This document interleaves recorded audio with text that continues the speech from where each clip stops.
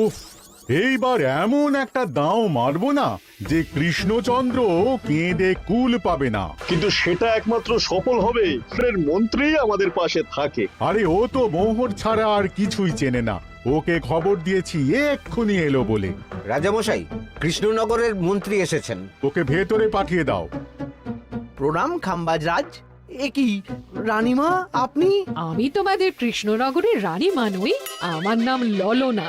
আমি হরেক রকমের গলায় কথা বলতে পারি। এটা আমার আসল গলা। ওরে বাবা রে বাবা রে বাবা, আপনি তো প্রতিভার জলজ্যান্ত রূপ।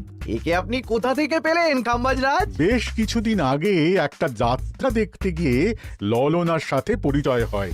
ওর ব্যাপারে সবকিছু জানার পরে আমার মাথায় একটা বুদ্ধি খেলে যায়। তাই আপনি আমাকে ডেকে পাঠিয়েছেন, তাই তো?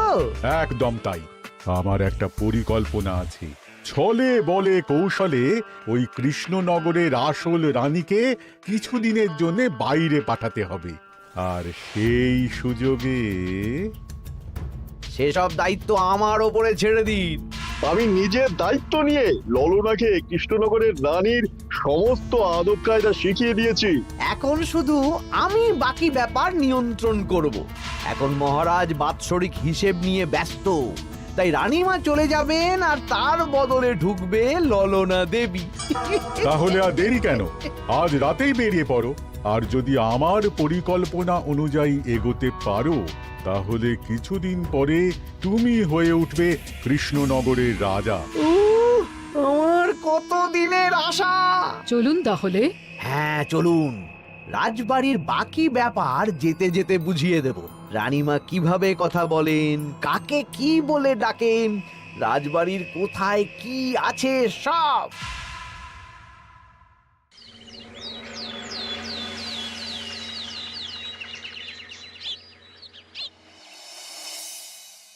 কি গো গিন্নি, জ্বরটা নেমেছে?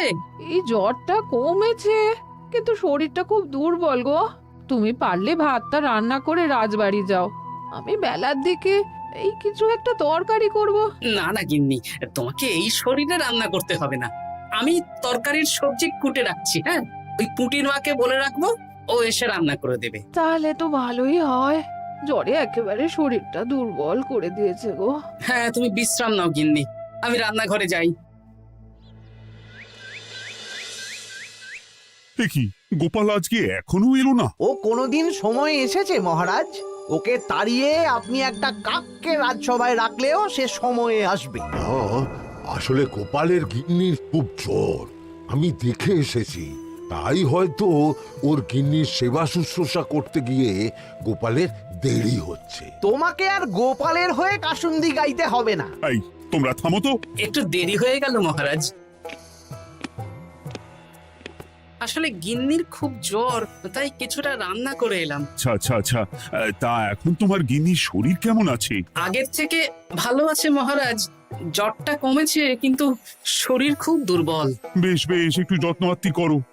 যাই হোক, আজকে সারা বছরের খরচের হিসেব আর আগামী অর্থনৈতিক বছরের প্রকল্প নিয়ে আলোচনা হবে। আলোচনা শুরু করা হোক।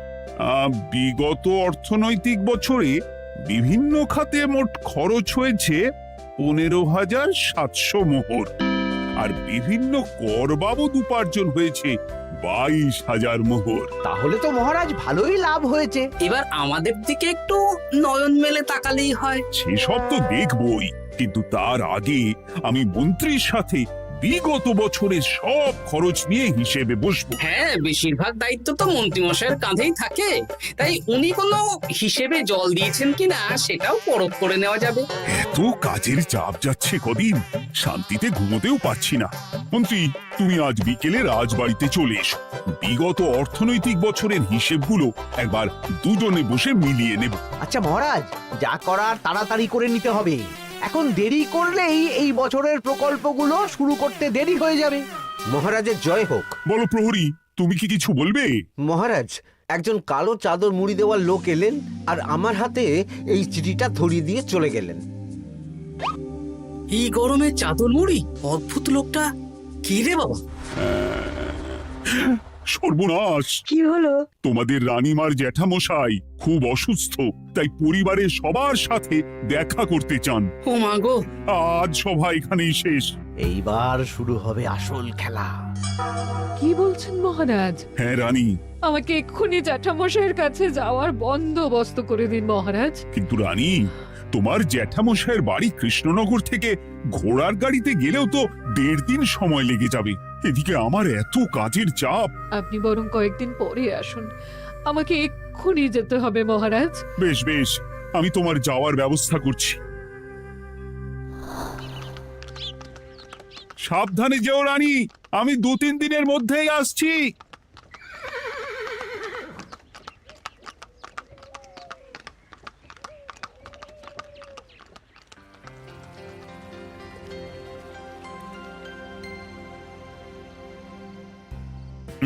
মন্ত্রী, বিগত অর্থনৈতিক বছরে আমাদের পাঠশালার উন্নতির জন্য কত খরচ করা হয়েছিল একটু দেখো তো। সব মিলিয়ে মোট 150 মোহর মহারাজ। কিন্তু আমার এখানে তো 170 মোহর দেখাচ্ছে। 170 মোহর? তা কি করে হয়? একই রানীমা, আপনি ঘোড়ার গাড়ি করে গেলেন আর হেঁটে চলে এলেন। সে আমার ব্যক্তিগত ব্যাপার, তুমি তোমার কাজ করো।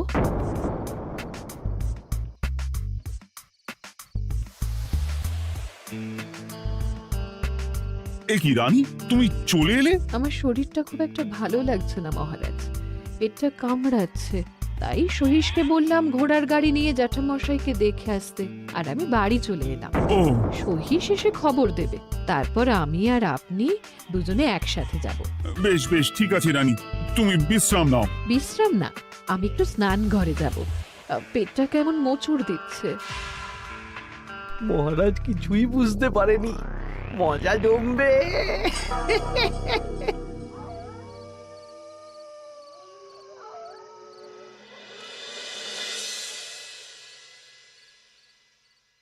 এ কি রানী, তুমি তোমার সব গয়না গাটি বের করছো কেন? আমার আর এই পুরনো নকশার গয়না পছন্দ নয় মহারাজ, ভাবছি কালকে সকালবেলা এই গয়নাগুলো শ্যাকরাকে দিয়ে শহুরে নকশায় নতুন গয়না বানাবো। কিন্তু এগুলো তো তোমার সবই পছন্দের গয়না। কিন্তু মহারাজ, আমি ভেবে দেখলাম এই গয়নাগুলো সবই বড্ড ভারী গয়না, আমি শহুরে আধুনিক নকশার হালকা গয়না পরবো।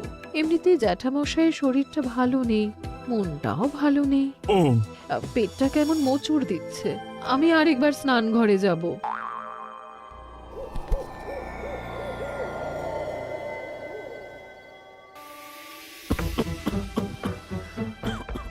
ওই তো মন্ত্রী মশাই এসেছে।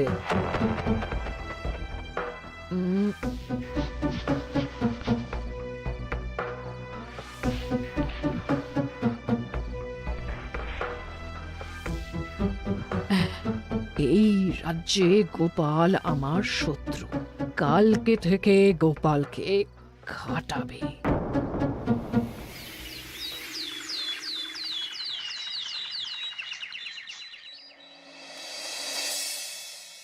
হায় হায় হায়, কি হলো রানী, কি হলো? গতকাল রাতে আমার সমস্ত গয়না চুরি হয়ে গেছে। বলো কি প্রহরী? বলুন মহারাজ। গতকাল রাতে রানীর সব গয়না চুরি হয়ে গেছে। তুমি আরেকজনকে নিয়ে এক্ষুনি খোঁজ করা শুরু করো। যথাজ্ঞা মহারাজ।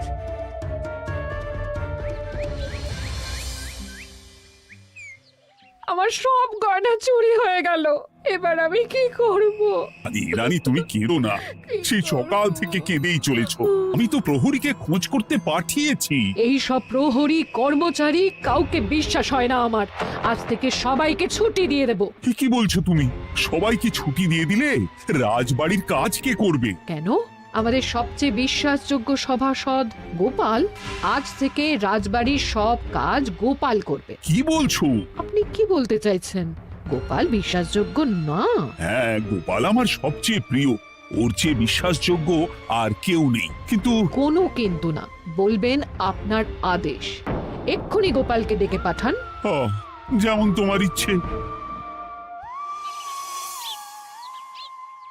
গোপাল, গতকাল রাতে রানী সব গয়না চুরি হয়ে গেছে, তাও আবার ঘরের ভেতর থেকে। আমি চাই তোমার মতো বিশ্বাসযোগ্য লোকই রাজবাড়ির সমস্ত কাজ করুক।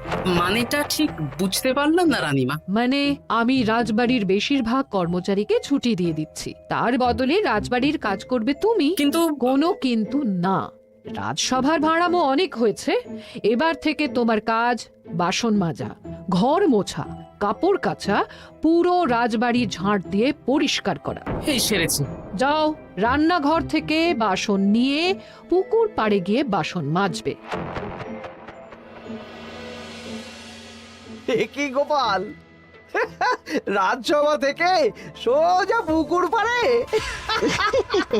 এ কি হয়েছে নাকি? হ্যাঁ, খুব হাসি পাচ্ছে না? হাসি তো পাবেই। নতুন রানীমা আসার পরে তোমার এই হাল করে ছেড়ে দিল। নতুন রানীমা? না, আসলে ঘটা বলতে চাইছে রানীমা তোমাকে নতুন চাকরি দিয়ে এই হাল করলো। ও যা হয়েছে ভালো হয়েছে, আমার পেছনে না লেগে নিজের কাজ করুন যান। কোথায় কি বলতে হয় জানিস না নাকি? অভ্যেস নেই তো, তাই মুখ ফসকে বেরিয়ে গেছে।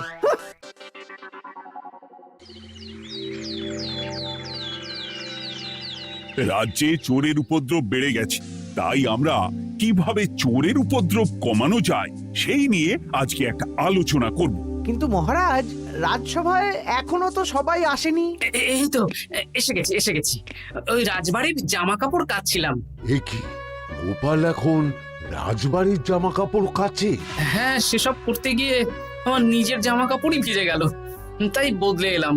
মহারাজ, রানীমা ঘোড়ার গাড়ি করে এসেছেন। মানেটা কি?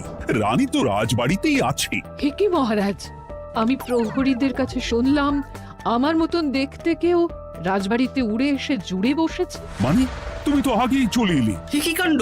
এই কে? শুনলাম আমার মতন দেখতে কেউ এসেছে। ও আচ্ছা, আপনি। তা কি চাই আপনার?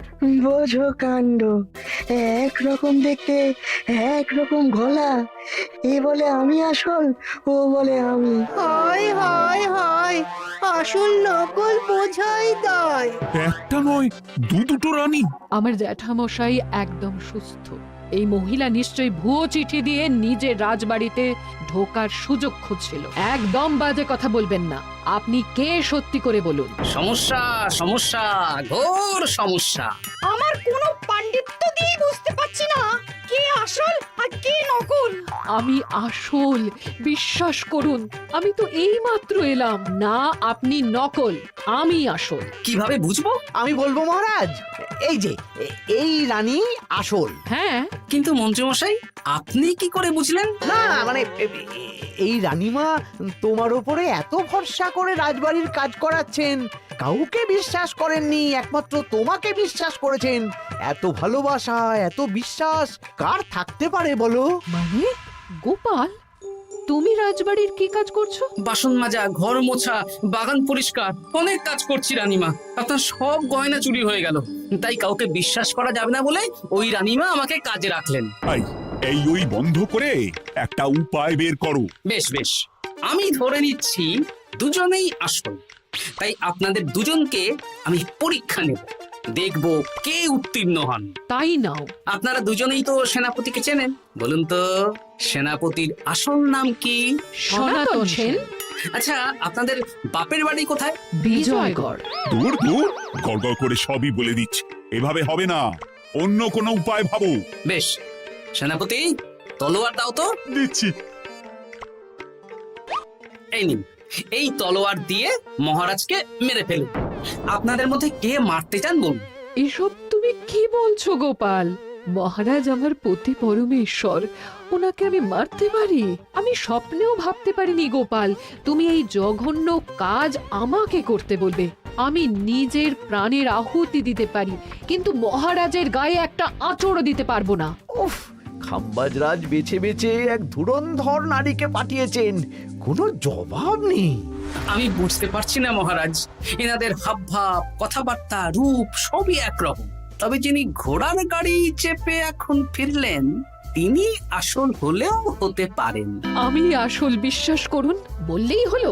আসল হলে প্রমাণ করুন। বেশ, আজকে আর মাথায় কিছু আসছে না। আমি কাল আসব। ততক্ষণ আপনারা দুজনে রাজবাড়ির দুটো ঘরে থাকুন। কি ছক মারিতে পড়লাম রে বাবা।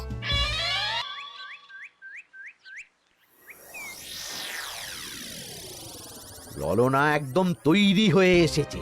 দারুণ মজা হচ্ছে বলুন। এবার শুধু একবার আসল রানীকে সরিয়ে ললনা যদি রানী হয়ে যায়, তাহলে রানীর গয়নার মতন সব আমার হাতে চলে আসবে। তারপর কি হবে? তারপর ধীরে ধীরে মহারাজকেও কায়দা করে সরিয়ে দেব, আর খাম্বাজ রাজ আর আমি এই দুজনে মিলে এই রাজ্য চালাবো। কি বুদ্ধি আপনার মাথায়।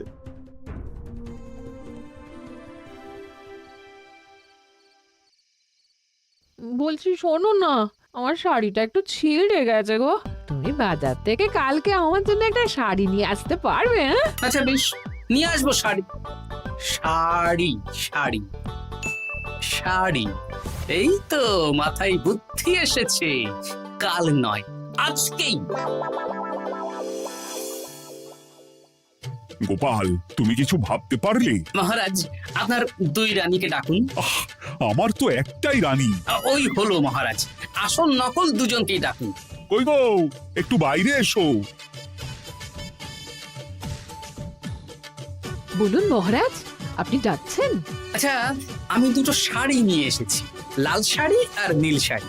এই দুটোই মন্ত্রপুত শাড়ি, এক সিদ্ধ পুরুষ দিয়েছেন। কে তিনি? না, সেসব এখন বলা যাবে না, তবে এই শাড়ি দুটো একটা একটা করে ওনাদের দিয়ে দিন।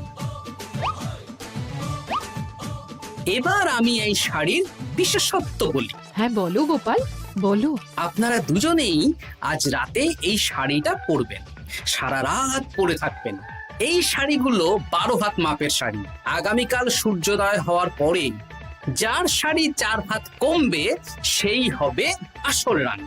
আচ্ছা বেশ, তাহলে তোমরা দুজনেই এই শাড়ি পরে থাক। কাল সকাল সকাল রাজসভা বসবে, তখন তোমাদের শাড়ি গোপালের কাছে জমা দিও।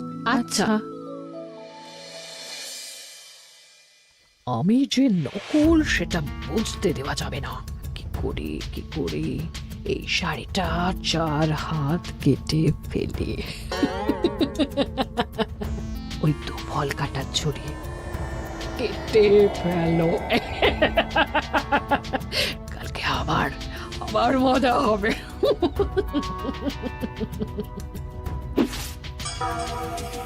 হে ঠাকুর, রক্ষা করো ঠাকুর, আমার শাড়িটা যেন 4 হাত কমে যায়। ঠাকুর রক্ষা করো।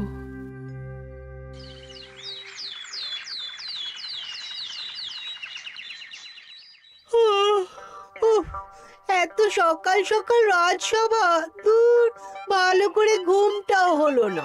আমি তো ঘুমোইনি, চিন্তায় ঘুমই আসেনি। কই গো, তোমরা এসো।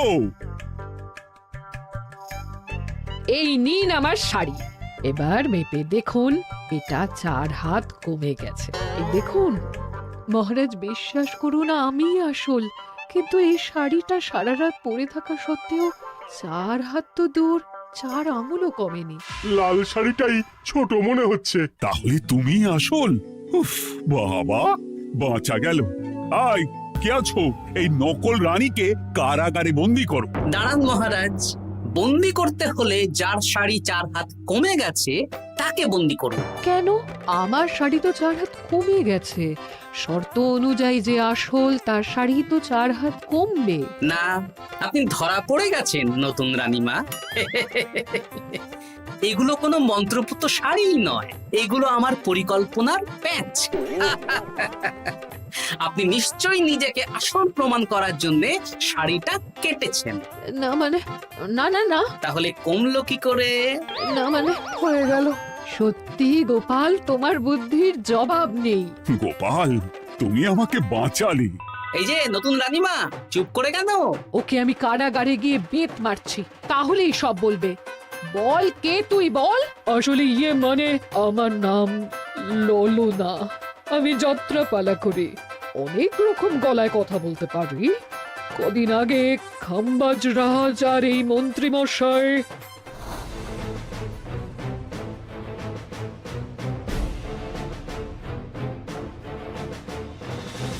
বাহ বাহ বাহ বাহ বাহ, এ তো দেখছি ললনার ছলনা।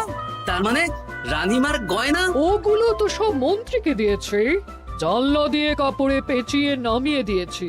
মন্ত্রী, তোমাকে আমি শুলে চড়াবো। ভুল হয়ে গেছে মহারাজ, আমাকে ক্ষমা করুন। প্রাণে মারবেন না, সব গয়না ফেরত দিয়ে দেবো মহারাজ। তুমি শত্রু রাজ্যের প্ররোচনায় এত বড় ক্ষতি করতে চেয়েছিলে? ক্ষমা করুন মহারাজ, ক্ষমা করুন। সেনাপতি, মন্ত্রীকে 1000 বার বেত্রাঘাত করো। আর এই ললনার কি হবে? আমি অনেক দিন ধরে বাড়িতে একটা কাজ করার লোক খুঁজছি, ওনাকেই পাঠিয়ে দিন। আমার গিন্নি শুয়ে বসে থাকবে আর উনি খাটবেন। নয়, হ্যাঁ, ললনার ছলনা ভেস্তে গেল।